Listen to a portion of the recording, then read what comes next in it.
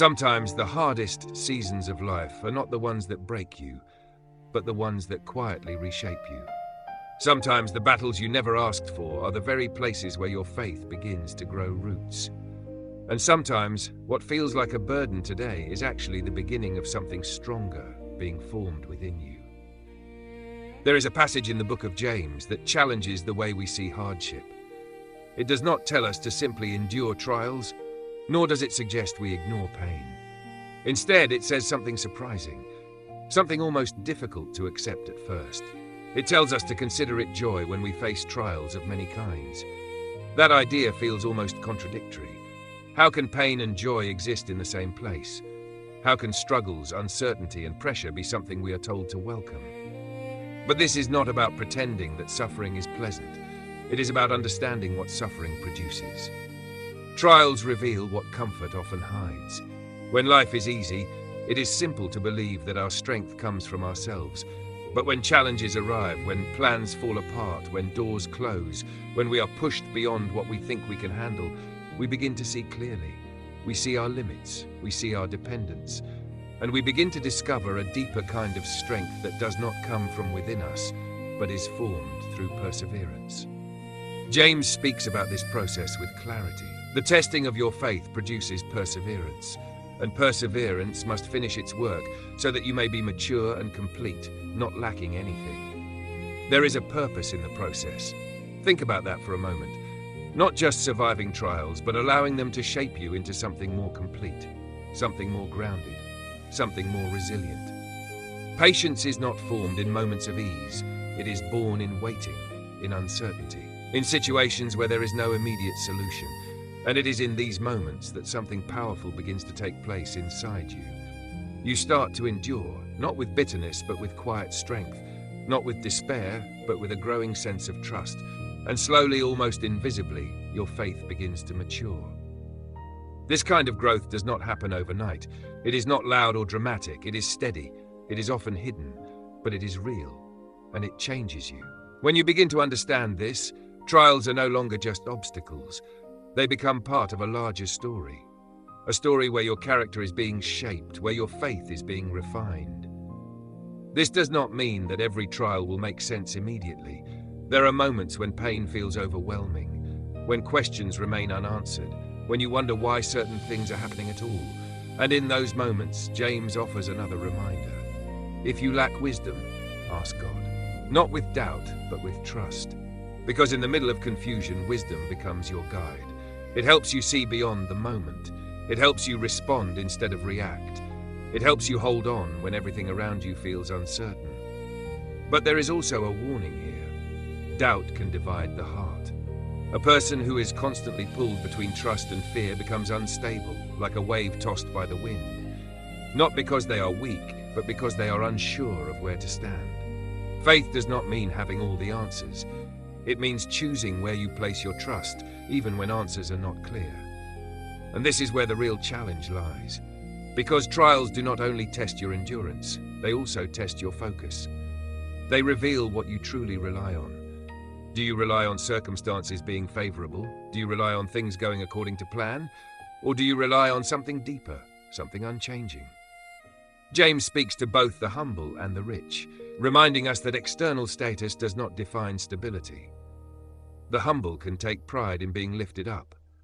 The rich must remember that wealth fades like a flower in the field.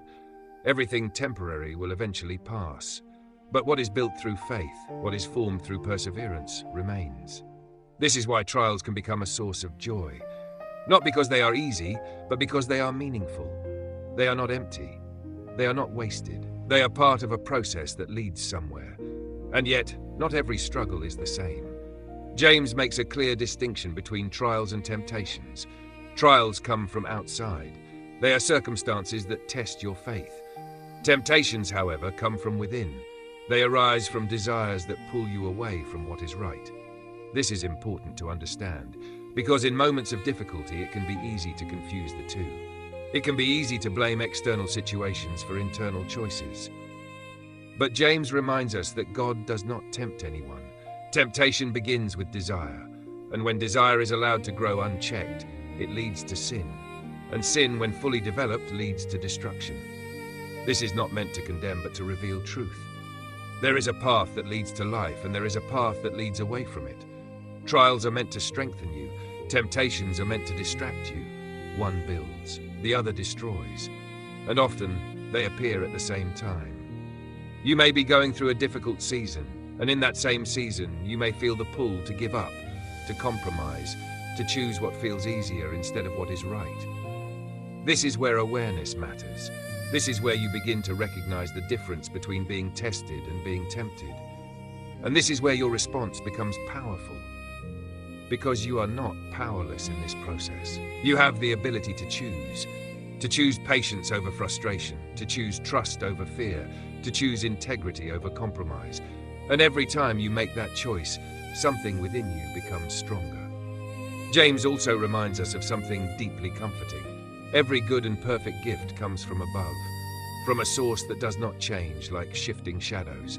In a world where everything feels uncertain, where circumstances rise and fall, where people change, where outcomes are unpredictable, there is something constant. There is a source of goodness that remains steady. And that means even in the middle of trials, you are not abandoned. Even when things feel unclear, you are not alone. There is a purpose unfolding, even if you cannot see it yet. And there is a presence with you, even if you do not always feel it. This changes how you walk through difficulty. Instead of asking, "Why is this happening to me?" you begin to ask, "What is being formed in me?" Instead of focusing only on what is being lost, you begin to notice what is being built. Strength, patience, wisdom, faith. These are not things you can buy. They are not things you can learn in comfort. They are formed in the fire of real life. And once they are formed, they become part of who you are. There is also a promise connected to endurance. Blessed is the one who perseveres under trial, because having stood the test, that person will receive the crown of life. This is not just about reward.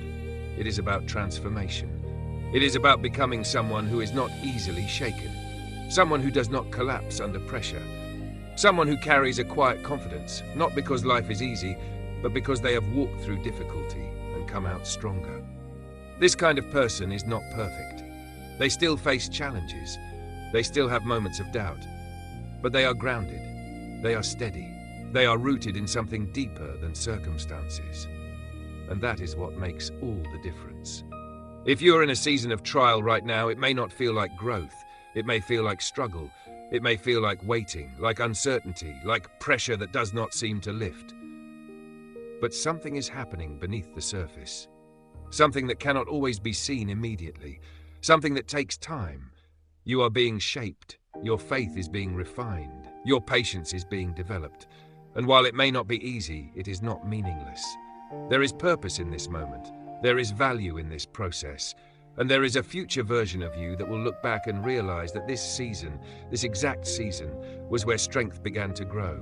Not all at once, not in a single moment, but gradually, quietly, steadily. So hold on, not because everything is clear, but because there is something worth holding on to. Trust the process, not because it feels comfortable, but because it leads somewhere meaningful. And remember, you are not alone in this journey. There is guidance available. There is wisdom available. There is strength available. And even when you feel weak, even when you feel uncertain, even when you feel like you are barely holding on, there is something within you that is still growing. Something that will carry you forward. Thank you for watching this video. If this message spoke to you, take a moment to like, follow the channel, and share this video with someone who may need encouragement today.